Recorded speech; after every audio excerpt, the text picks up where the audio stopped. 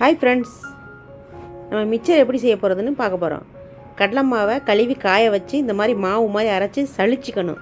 ஏன்னா கப்பியெல்லாம் இருக்கும். உப்பு தேவையான அளவு போட்டுக்குங்க. பெருங்காயத்தை நான் கட்டி பெருங்காயம் வாங்கி தண்ணியில் ஊற வச்சு வடிகட்டி போட்டிருக்கேன். பியூர் கடலை மாவு இது. பச்சரிசி பியூர்னால் என்ன, பச்சரிசி கலக்காத கடலை மாவு. வெறும் கடலை மாவு மட்டும் போட்டு இந்த மாதிரி பிசைஞ்சு சாஃப்டாக வச்சுக்கிட்டு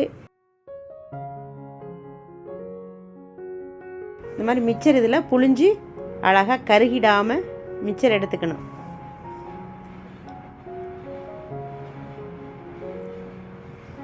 நம்ம அப்புறமாட்டி நொறுக்கிக்கலாம். எனக்கு காரா பூந்தி கரண்டியில் டக்குன்னு வடிகட்டுறதுல எடுத்து இந்த மாதிரி மாவை கரைச்சி காரா பூந்தியை போட்டு எடுத்துக்கணும்.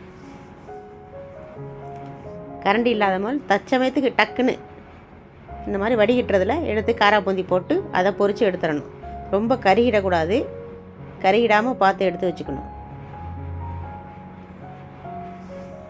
அந்த சலசலப்பெல்லாம் அடங்கினவுடனே காரா பூந்தியை எடுத்துடலாம்.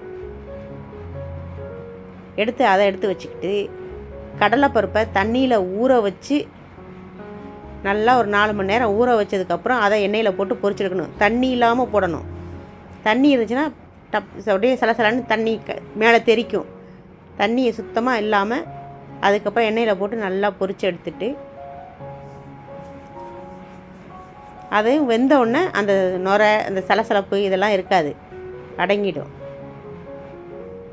நல்லா வெந்ததுக்கப்புறம் அதையும் பொரித்து எடுத்து தனியாக எடுத்து வச்சுக்கணும்.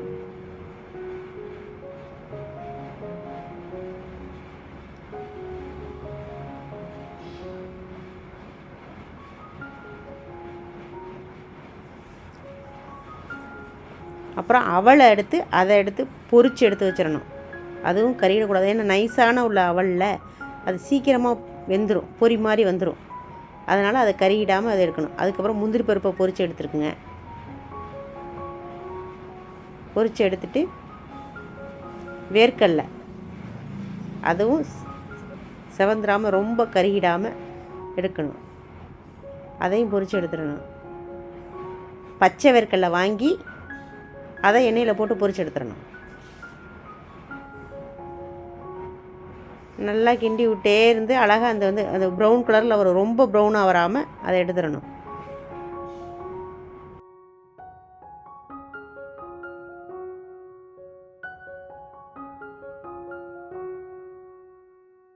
பூண்டை நச்சிட்டு அதையும் பொரித்து போடணும். அது நல்லா பொரித்த உடனே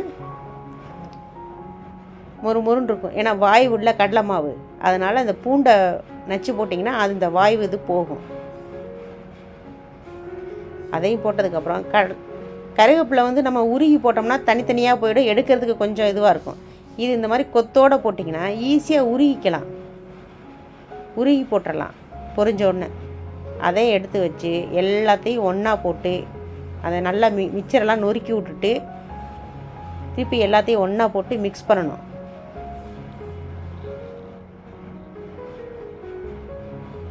நம்ம மிக்ஸ் பண்ணுறதுல தான் இருக்குது. நல்லா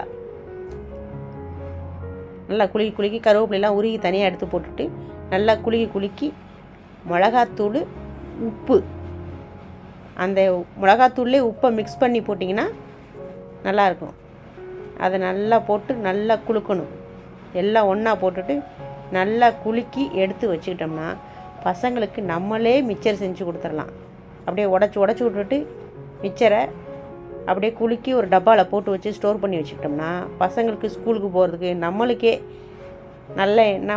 நம்ம யூஸ் பண்ணுறதுனால எந்த எண்ணெய்ன்னு தெரியாமல் நம்ம புது எண்ணெயை ஃப்ரெஷ்ஷாக செஞ்சு கொடுக்கலாம்.